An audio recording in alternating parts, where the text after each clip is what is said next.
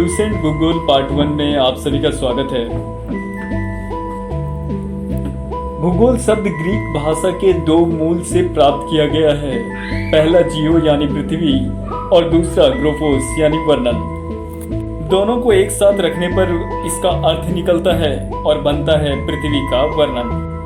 सबसे पहले भूगोल शब्द का प्रयोग किया था इरेटोस्थनीज ने। इरेटोस्थनीज ग्रीक विद्वान थे।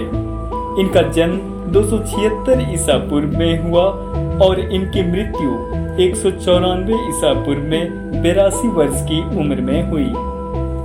इरेटोस्थनीज ने भूगोल को एक अलग अध्ययन शास्त्र के रूप में स्थापित किया और भूगोल के लिए ज्योग्राफी का शब्द का प्रयोग किया। इसलिए इरेटोस्थनीज को व्यवस्थित भूगोल का जनक भी कहते हैं। इन्होंने ही भूभौतिकी को जन्म दिया। इरेटोस्थनीज धरती की परिधि की गणना करने वाले पहले व्यक्ति होने के लिए अच्छी तरह से जाने जाते हैं।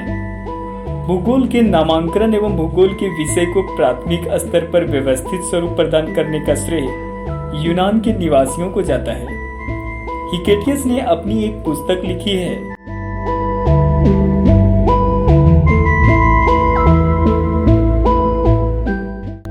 जस पीरियोडस, इसका अर्थ है पृथ्वी का वर्णन, और इसी जस पीरियोडस पुस्तक अर्थात पृथ्वी के वर्णन में हिकेटियस ने भौगोलिक तत्वों का क्रमबद्ध समावेश किया है। हिकेटियस की पुस्तक जस पीरियोडस 6ठी शताब्दी के अंत में प्रकाशित हुई थी।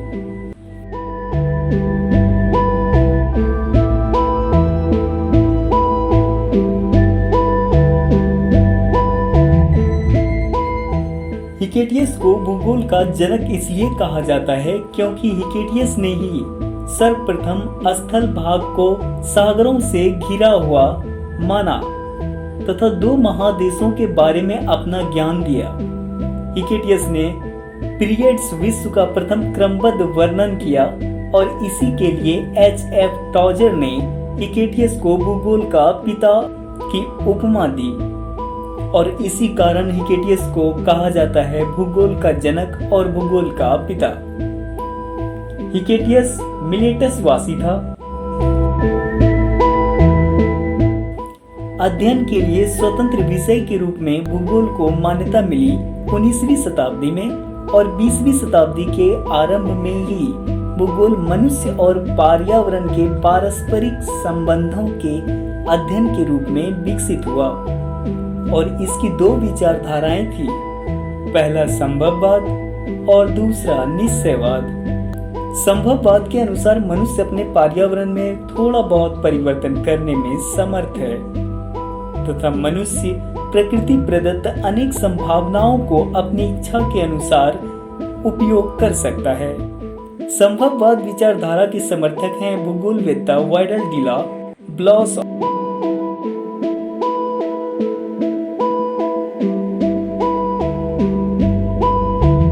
और फेब्रे।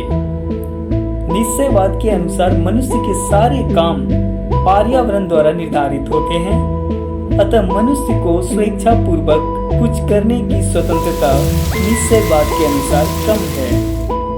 निश्चयवाद विचारधारा के समर्थक हैं भूगोलवेत्ता रिटर रेडजेल, एलन सैम्पुल और हंटिंगटन। इसमें रिटर रेडजेल भूगोलवेत्ता जो हैं, ये नवीन निश्चयवाद के संस्थापक हैं। भूगोलवेत्ताओं ने भूगोल की कुछ परिभाषाएं दी हैं। स्ट्रैबो ने कहा भूगोल एक ऐसा स्वतंत्र विषय है जिसका उद्देश्य लोगों को विश्व आकाश के पिंडों, स्थल, महासागरों, जीव जंतुओं, वनस्पति, फलों तथा भूधरातल के क्षेत्र में देखी जाने वाली प्रत्येक अन्य वस्तु का ज्ञान प्राप्त करना है। क्लेडियस टॉलमी ने कहा भूगोल पृथ्वी की झलक को स्वर्ग में देखने वाला अभयमान विज्ञान है।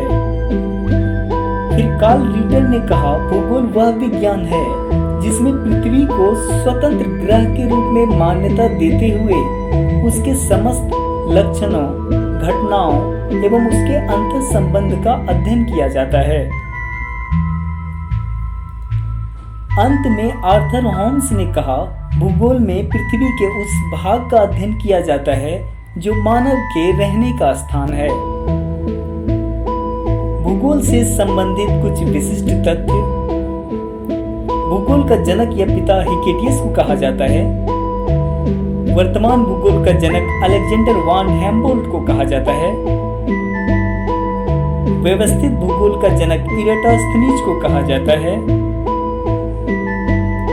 भौतिक भूगोल का जनक पॉलिडोनियम को कहा जाता है।